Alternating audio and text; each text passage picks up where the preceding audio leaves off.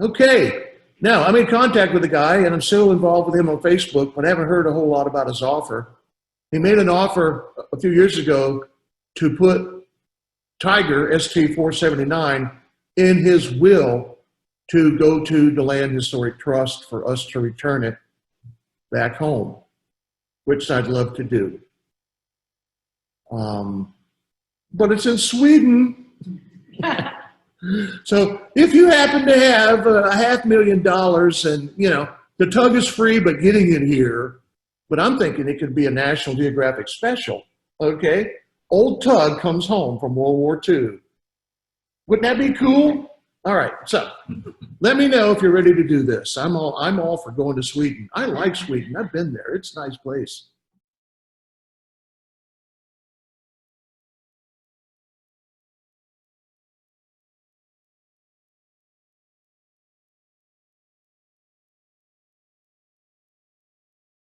A local group trying to get its hands on a tugboat from World War II that was built right here in Central Florida. The problem is, it's all the way over in Europe. Fox 35's Sydney Cameron shows us how they plan to get it back here to Florida. It's our holy grail. It's that rare. It's this World War II tugboat built in West Volusia County in 1944, then given to the US Army and believed to be used at the D-Day invasion of Normandy. Discovered half a dozen still existed around the world, and yet this is the only one that still has the original engine, and the original superstructure is largely intact. But it's stuck nearly 5,000 miles away in Sweden, says history buff Daniel Friend. A couple owns it, but because of the pandemic, they're looking to part with it. Now Friend, who's president of the nonprofit DeLand Historic Trust Incorporated, wants to bring ST479 home after 77 years. This is the last of only 29 tugboats built on Lake Beresford during World War II by people in West Volusia and the DeLand area. The U.S. Army used tugboats built on U.S. coastal towns during World War II to move loads all over the world. If the nonprofit can get the tugboat to make the voyage from Sweden to Volusia County, they want to put it along the St. Johns River, either at Edstone Park or here at Lake Monroe Park. It will be part of a World War II monument to honor the 44 West Volusia service members killed during World War II. We're getting strong donations from the community. We need more. We need corporate support. Sydney Cameron, Fox 35 News.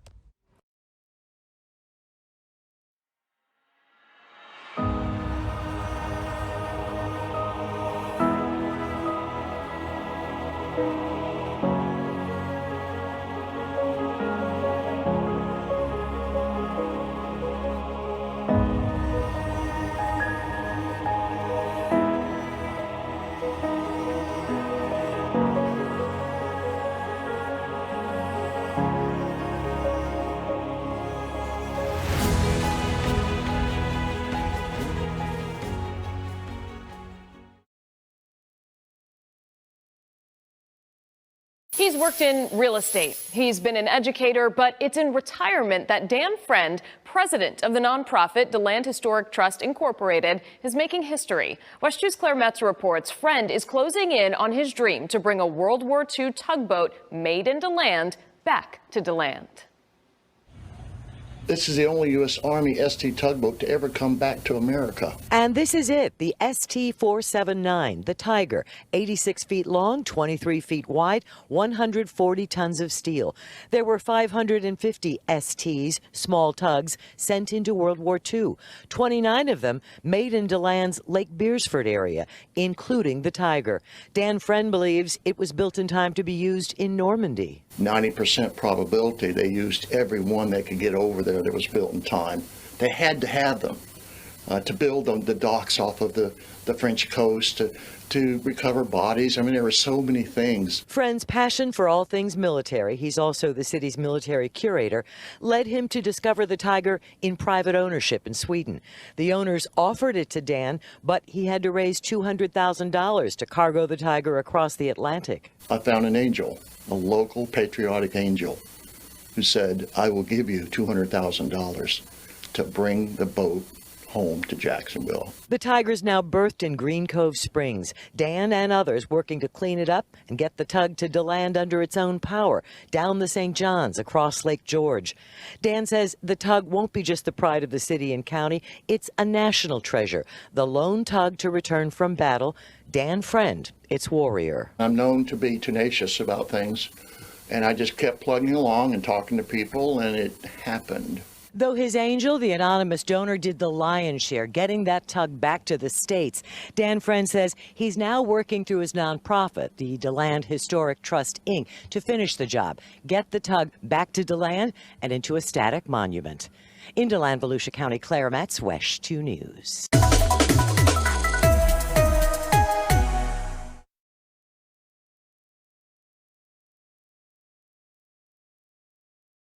Well, a piece of history making its return. A World War II era tugboat created in DeLand will soon be back in Volusia County. Quite the story here.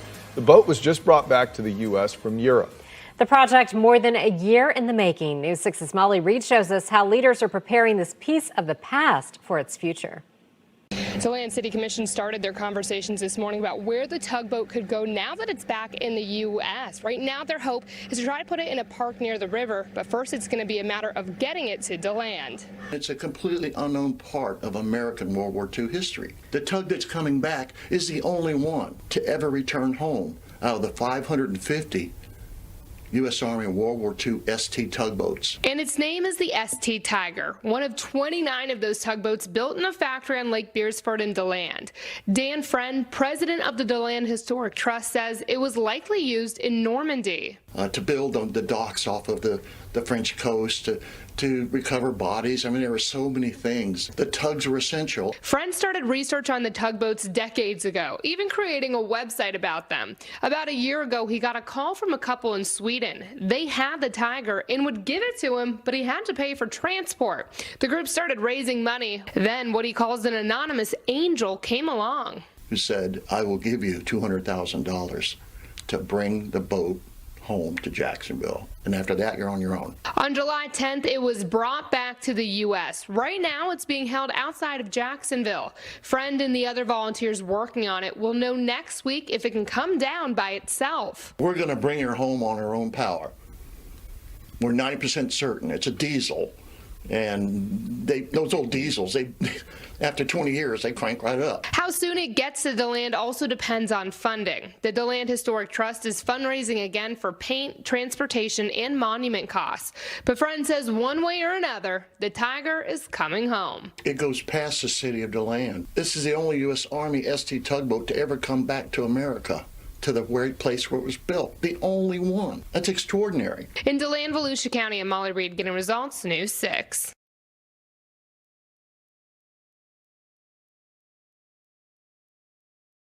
Earlier this month, we told you about the efforts to bring a piece of history back to its Central Florida roots. Tugboats created locally, then sent across the Atlantic to help fight World War II. What's even more surprising, they were built inland, just off the St. Johns River near DeLand. Tonight, a look at one man's quest to bring one home. The port at Green Cove Springs in Clay County is a resting stop for ships from far and wide. Many with stories of better times, but none with the history. It's older than anything here, for sure. Of this latest arrival. You know, there's nothing here that compare to a boat that was in Europe and in the war. Moored at the end of Pier 1 is the tugboat known as Tiger. We're on ST479 Tiger, a US Army small harbor tug. Built during World War II. And thanks to Dan Friend, ST479 Tiger, it is amazing, is coming home. And they started up within 6 months of Pearl Harbor. They were building tugboats on Lake Beresford and DeLand. A total of 29 tugboats were built for the Army on the shores of Lake Beresford. Small Tug 479 was one of them. And more than likely, it was built in time to serve in Normandy, to help the invasion effort, to build the Mulberry docks off of the coast of Omaha Beach that were so vital, so crucial to our victory at the Normandy invasion. And that's what makes this tug so special. This is absolutely original. To Dan Friend. From World War II. And it's why he traveled across the globe to bring it back. We refer to this as a quest to return ST479. And it has been quite a journey. Friend tracked the boat down to a canal in Sweden, where it had been for more than 20 years. It was a working boat. And that's how she survived. To me, and I like old things, it's like finding a 200-year-old flintlock musket that's never been messed with. The wood's funky and it's rusty, but it's real, it's original. Real, original, and in need of repair. The Friend is up for the challenge. I mean, we've got a long way to go. After a successful fundraising effort, last month, ST479 made it back to the port of Jacksonville. Its story and Dan's now one in the same. How do people find something that they thoroughly enjoy doing and feel like it's worth doing? I feel like this is worth doing. I think he likes a project. Pretty cool. Friend says the plan is to first paint the boat and eventually display it as a part of a memorial in West Volusia County. If you know someone who is getting results, you can nominate them for the News 6 Getting Results Award. Just head to clickorlando.com, find the form under the Getting Results tab right there on the homepage. God bless him. What an unusual story. Right, and for him to have that interest in particular. I love it, Hopefully he can, share more of that knowledge with everyone in our community.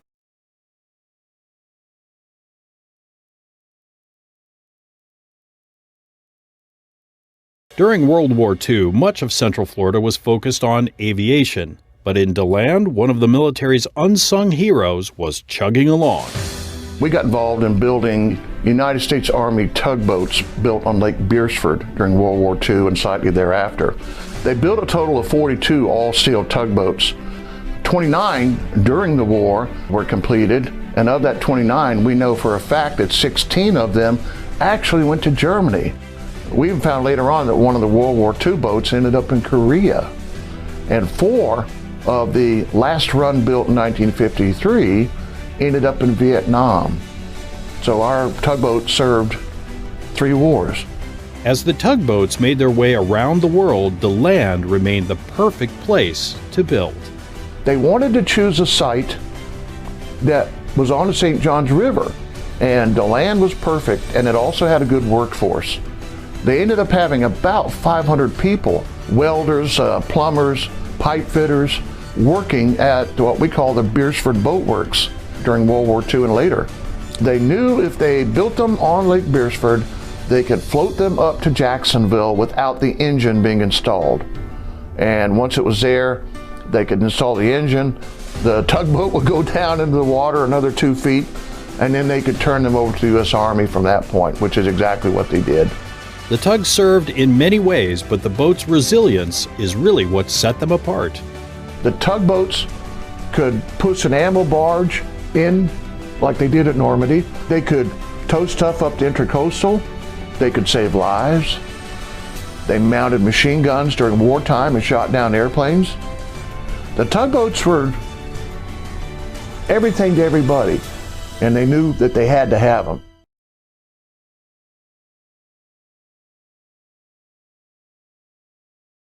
Most people don't realize that on Lake Beersford, we built 29 all-steel tugboats, and they're pretty good-sized boats for use in the harbors. And until recently, everyone really didn't know where they went. And I started doing research after I retired. I found a builder's plaque that was actually on one of the boats and wondered where that boat had gone, and then started doing research on individual boats and found that 16 of them actually went to Germany and were involved in things like D-Day. This particular boat, ST344, was without a doubt 100% certain at D-Day on D-Day +1, and they were building the mulberries, the docks off of the coast of Omaha that were crucial to our success there. It's one thing to send the men in, but if you had to keep bringing in troops and supplies and everything, or you weren't gonna win the battle.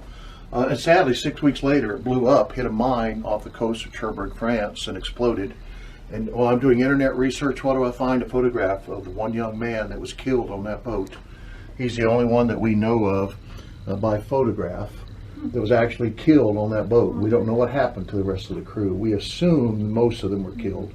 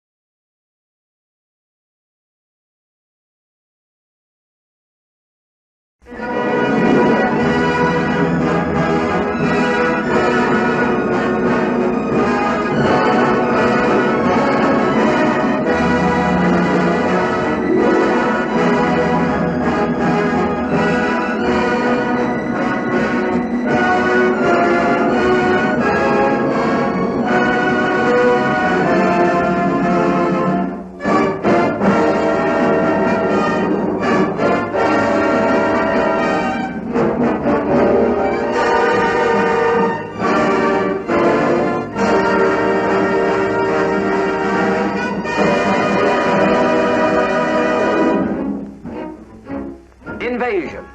What does it cost? What's the ransom for a continent? Weapons.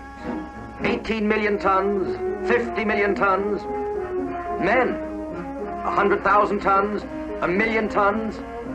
Ships to carry the men. But you get the idea. And that'll be all the figures for a while. And since when did a statistic describe a miracle? For this was a miracle. This invading fleet had no right to be here. The Nazis were waiting for us to land near a port, for an invasion is only as strong as its supply line. What did we do for a port? Well, here's what. Picture of the top military secret of D-Day. We built a port and brought it with us. These are breakwaters topped with ack-ack mounts on their way over. And these steel piers. Sure, you just can't up and build harbors, but we didn't know that, so we dreamed them up in Quebec, built them in England, and towed them 125 miles on a choppy sea. We convoyed harbors to France. Here's the stuff invasion dreams are made of, in place off the Normandy beach. How did it begin? We started from scratch.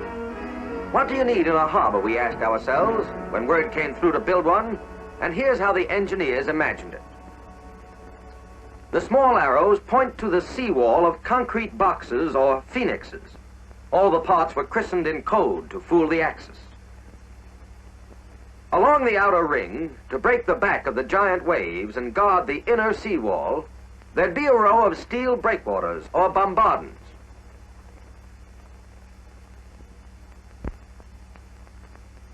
For more breakwater with no extra labor cost, we would scuttle a line of old ships. Last, steel loading piers called Lobnitzes. And from the piers, a road and bridges to the beach. That's how Yank and British technicians planned it. There were two ports, one American, one British. We had sent night scouts to sound out the seabeds, and so we could build our concrete caissons, or phoenixes, just tall enough to reach bottom. When they arrived, we flooded their holes till they sank.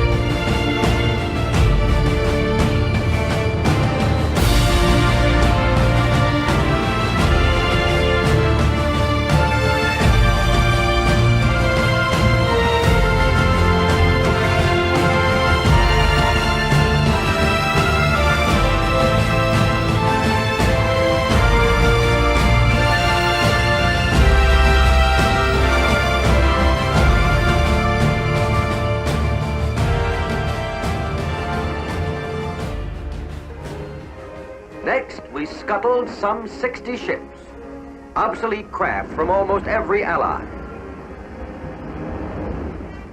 As their propellers churned their last, we swung them into line. Then we strung them together and set off dynamite in their holds.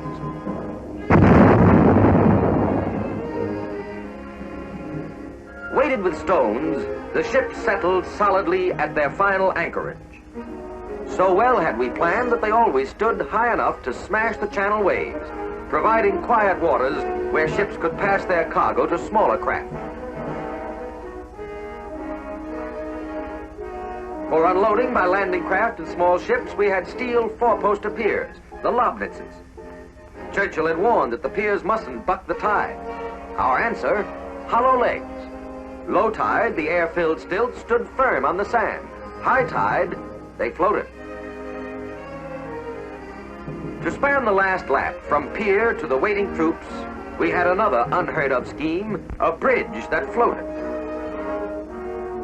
All this because of a quiet notion of free men, that when there's something worth fighting for, the impossible must be sweated down to the commonplace, and miracles made routine.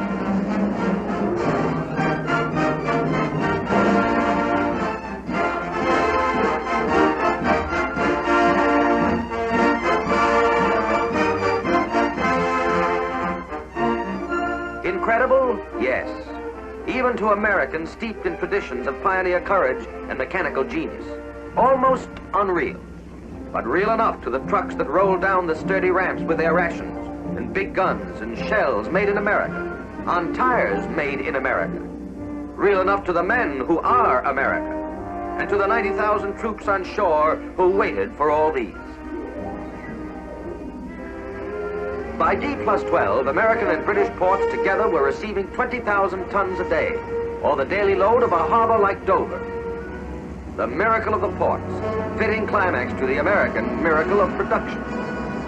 Once on shore, treads and tires would roll on easily to their assigned units. Getting them there was the crucial stretch. American hands had molded the stuff of invasion, and Allied daring had made for it a path across the water. And no one can say which was the greater feat, the making or the delivery. Both were worthy of our fighting men.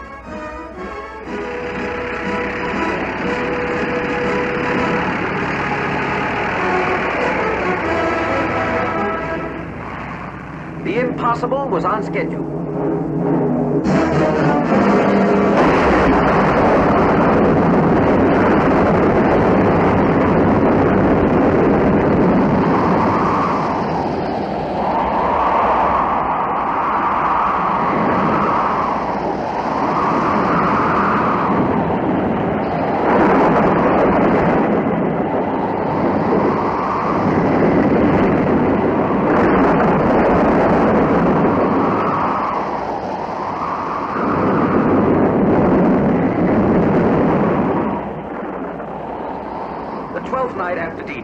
Unmapped event, the fiercest gale to hit Normandy in 40 years, struck without warning.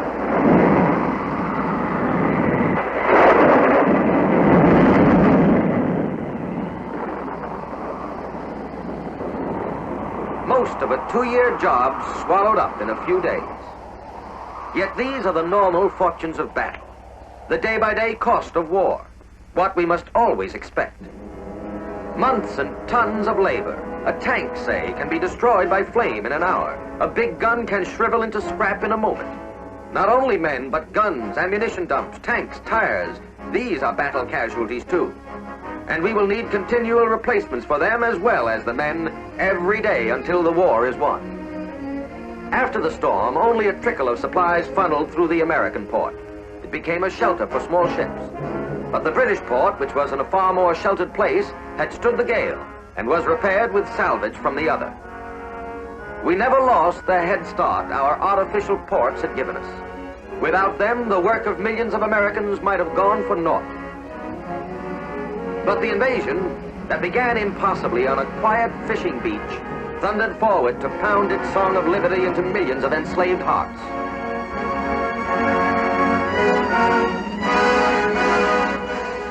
A miracle. But miracles are the least we can do for them. Because of the ports, they're pushing on, backed up by the food and weapons we sent. Supplies that say unmistakably that we back home have done our job, so that they can get on with theirs. And that's all they'll ever ask.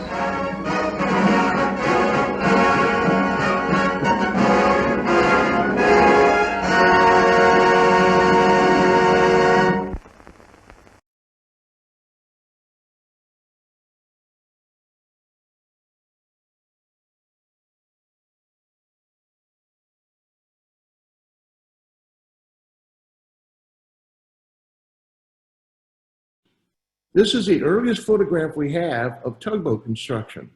There they are down near the water. Earliest known photo, May 15, 1942. So within 6 months of the attack on December 7, we were making tugboats here. And the spark plug of this whole thing was a guy by the name of B.D. Olson, who's in the middle of the upper photograph, who was portrayed so eloquently by our very own Tom Roberts in the stage presentation a couple of years ago. I have that on video, and he just did a wonderful job. Of course, I wrote the script, but you know, he did a great job, and it's memorable. But B.D. Olson was incredible. And after World War II, it would continue on with other investors as the Olson Corporation for many, many years.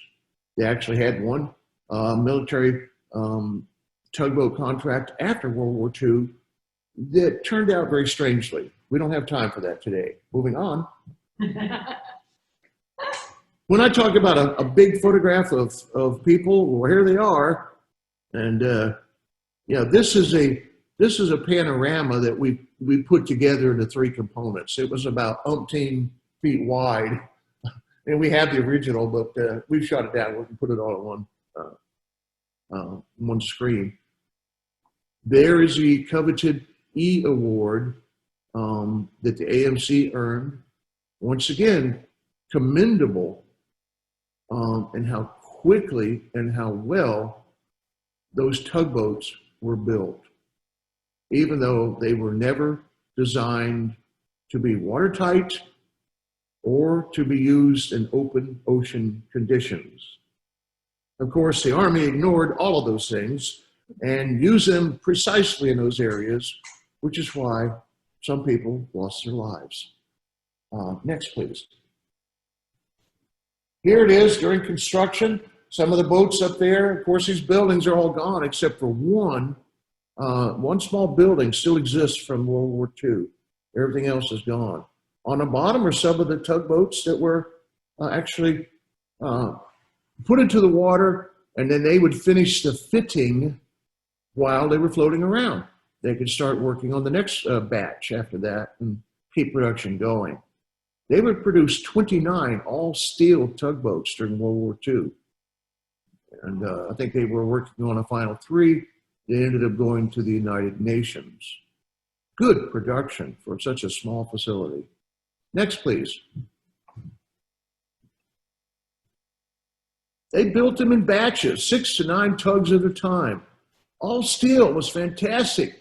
They could bring the steel in on the railroad system, build these things quickly. They could build an all-steel tug in a few days, and it would take weeks, if not months, to build the same thing in wood because it had to be handled differently. It had to be aged properly and treated properly, and building a wood tug was a time-consuming process. Next, please.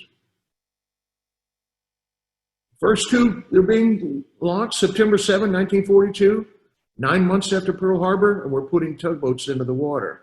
Now, they're getting ready to go into the water sideways. I think I have the photograph of that, but just in case that I don't, because they had a fairly deep draft, and these boats never had the engines installed. They were towed out of Lake Beresford into the St. Johns River, all the way up to Jacksonville, where they would install the engines, and they would sink down another 2 feet. At that point, they had a 9-foot draft, but they were in deep water. They were handed over to the Army, and they were great for inter-harbor use. The Army used them for everything. Next, please. Here's one at launch. Sideways. Couldn't put them in nose first like you would expect to see. Nope. 7-foot depth right there. They put it in nose first. They had to dig them out. Next, please. Unique photo. Now, this is moving under its own power, so either somebody went up to Jacksonville and took some images, or it came back down for a special hoorah because all the guys have their best suits on that are on board. Next, please. Great book, Tug of War, $5 on eBay or Amazon. Joe Richards, I met some people that knew him, talked a little bit about what an amazing guy he was. This book details the incredible adventures of this guy and one tugboat, one all-steel tugboat that was built exactly to the same pattern as the ones we built on Lake Beresford. And he got a job as a captain. It's a fun story. He's interviewing, and the officer says, well, why should we hire you? You don't have a whole lot of experience. And he literally said, is there a line behind me? And the answer was no, because everyone knew better. Even getting crew for these top-heavy tugs was a chore, and they had to lie a little bit. Okay, but here was his task. Okay, take this all-steel top-heavy tugboat down to the Panama Canal, get through the Panama Canal, come all the way back up to LA, and then we want you to come from LA. We're going to mount some heavy machine guns and ammo boxes on top of your already top-heavy area, and then we're not going to give you a chronometer and send you 2,400 miles to Hawaii. You'll have a radio. The fact that he survived is incredible. And he's the one that historically I look at as to complete verification that these things were so top heavy, they should never, ever have been out in the ocean. Next, please. Now, tugboats, how did they get to Europe? Well, they were picked up by this crane, which was a World War I battleship known as the Kearsarge, and they turned it into a crane ship in New York, and this thing could lift 100 tons. Well, that's kind of what a tugboat weighs. Next photograph. There they are. Look at them. Two little tugboats on the back of a Liberty ship headed for Europe. Okie dokie, good idea. That worked well. And they got about 50 of them over there before somebody had a better idea. Next. There were a batch of 8 tugs, 672 through 677. 2 of them capsized and were lost in the North Atlantic. And the crew were probably cursing the day they ever got on the thing. 676 and 677 actually survived World War II, even though they were in something known as Convoy New York 119. The book is on the left. It's $15 on Amazon. It's an unbelievable tale of survival at sea, which just happens to include 15 small tugboats, including 2 of ours built here on Lake Beresford. Next, please. This chart was in the book, and this is how I verified the numbers. They had a number. And some really, really smart Army officers said, look, we're wasting all that space on the back of those Liberty ships we can use for other things.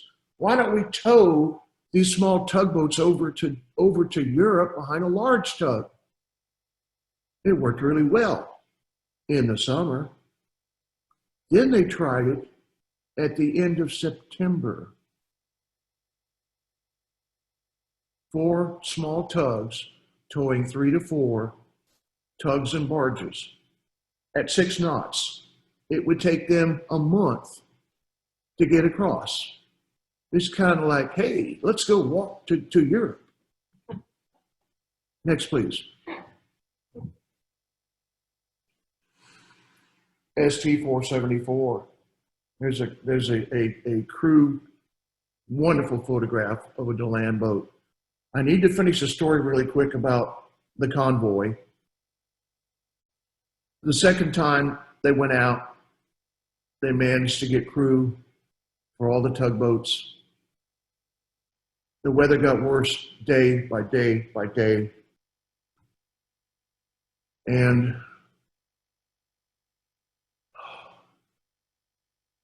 the waves got to be 50 feet and then 60 feet.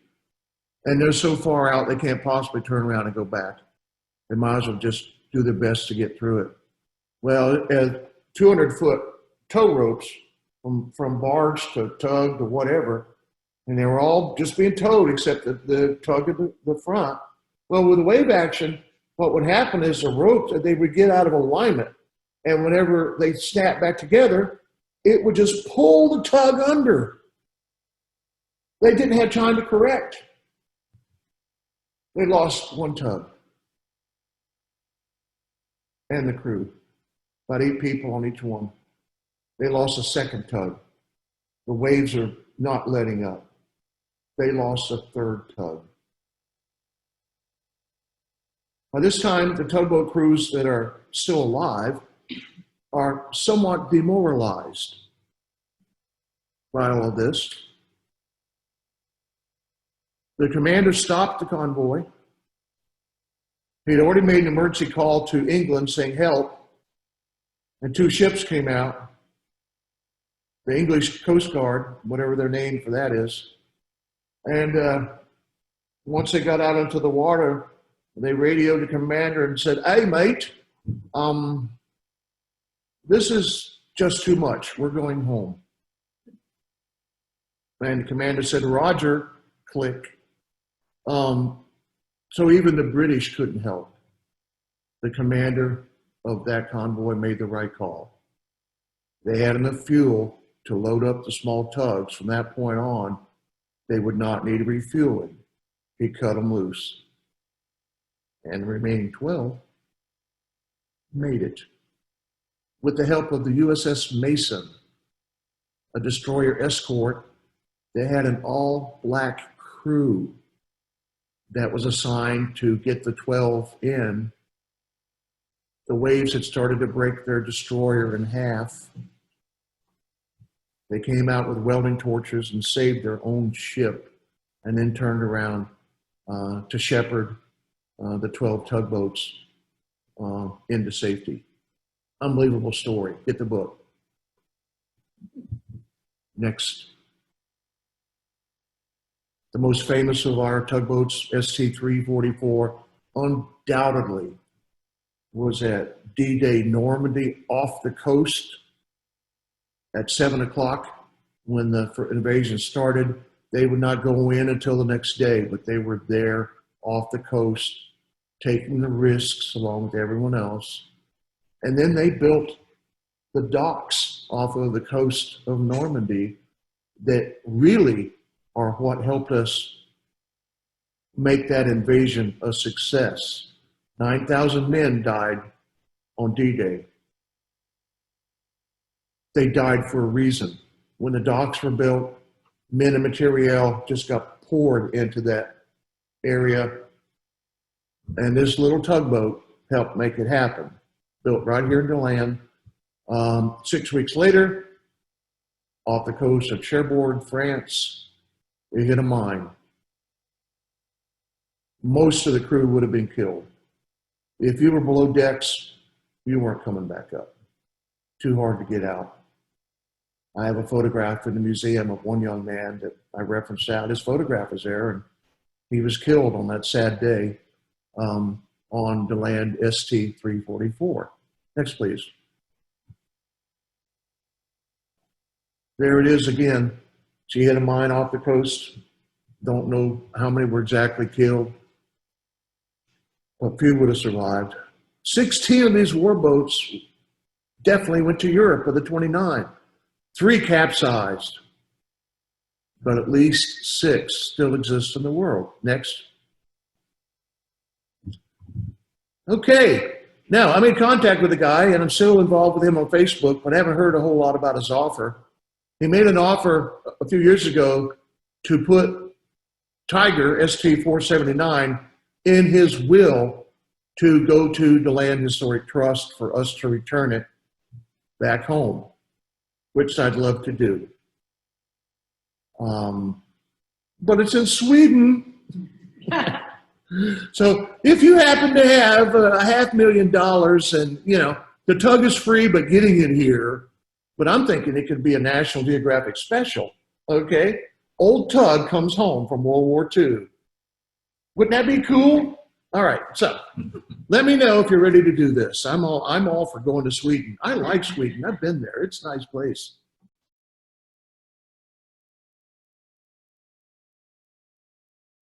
Now, there are about a bunch of people in DeLand that went to work for a place out on Lake Beresford called the Beresford Boat Works. And they helped in the making of tugboats for the United States Army. Now, I always thought of a tugboat as just something that pushed a barge up and down the Mississippi River. But no, these boats were very special. These boats were used by the United States Army in critical ways for the war effort. They salvaged, they towed, they rescued, they patrolled, and when necessary, they fought. And we've got the man here tonight who was the manager of the boat works to tell you all about it.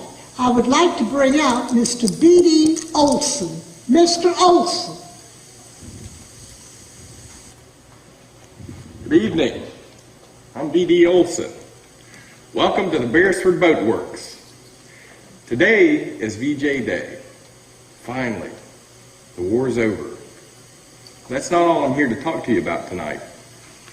I'm happy as hell, just like everyone else, that this damn war is finally over. But I also know that the Army will soon cancel its contract with the American Manufacturing Corp Marine Division. But I'm here to let you know I plan to open a new company that will build boats and other products right here on Lake Beresford. I think I'll call it the Olson Corporation just to keep it simple.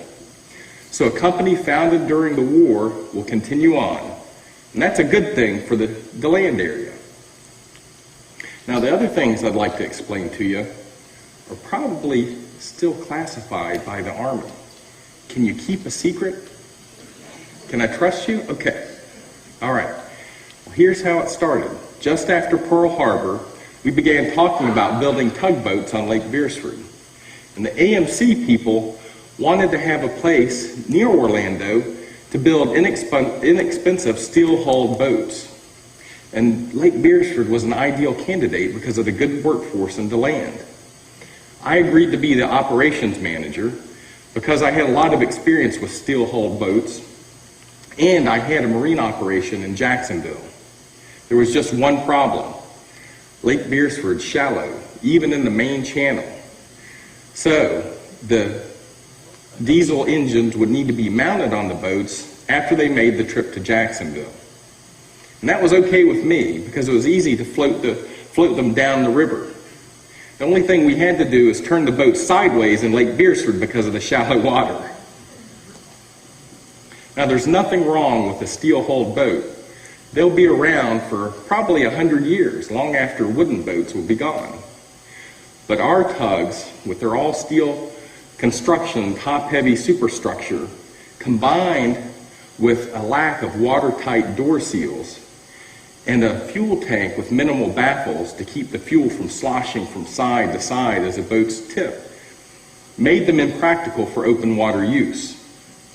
In fact, our tugs needed to stay on calm water, and that's what we thought was going to happen to them when we were building them. They'd stay in coastal and U.S. harbors and be towing barges up and down the coast and the intercoastal waterway, and that's it, nothing else. And that's what happened with some of them, but not all of them.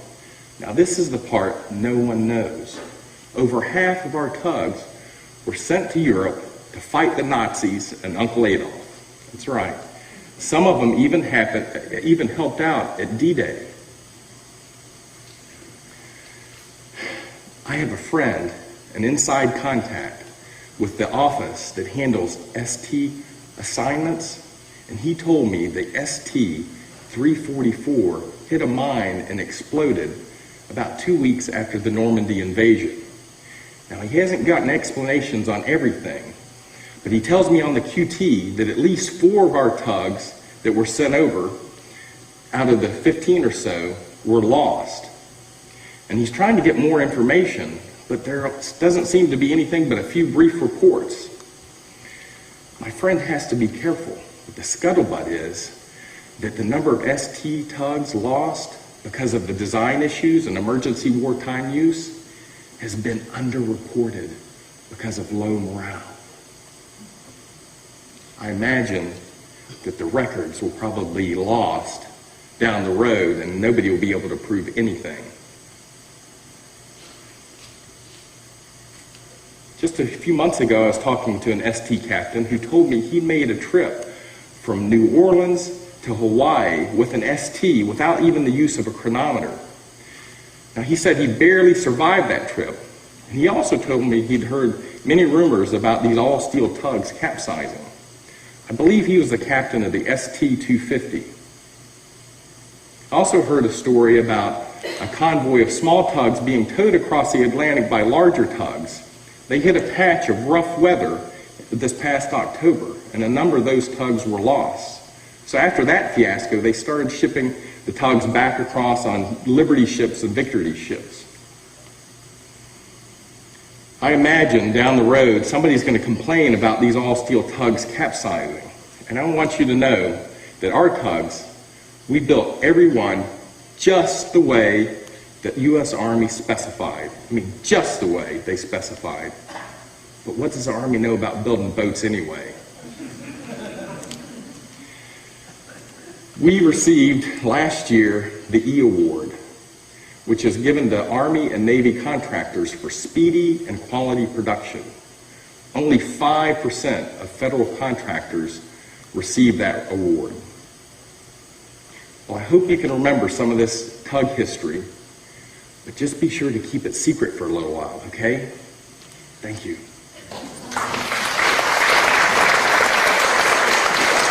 Well, now we know the truth, that our tugboats were in the thick of it, fighting Nazi Germany. Isn't that nice? Of the 16 that were sent over to Europe, we know of 4 that were sunk, and perhaps there were more, because frankly the records are just a mess. But they were very instrumental in helping to build the mulberries for the invasion of Normandy. You know what the mulberries are? Anybody know what a mulberry is? Yeah. I'm not talking about the thing you eat off a bush. Okay. No, okay. Mulberries are those like floating jetties or docks that were absolutely critical for the invasion of Normandy, for D-Day. And so that they can offload the troops and all the equipment. And if you go over there today, you'll still see some of them out in the water. I think there's 4 off of the beach of Omaha. Well, we believe that there are now 6 of the warboats, and they were known as the DeLand Warboats, still in existence around the world. They're pretty old. So I think they must have been very well built to still be afloat.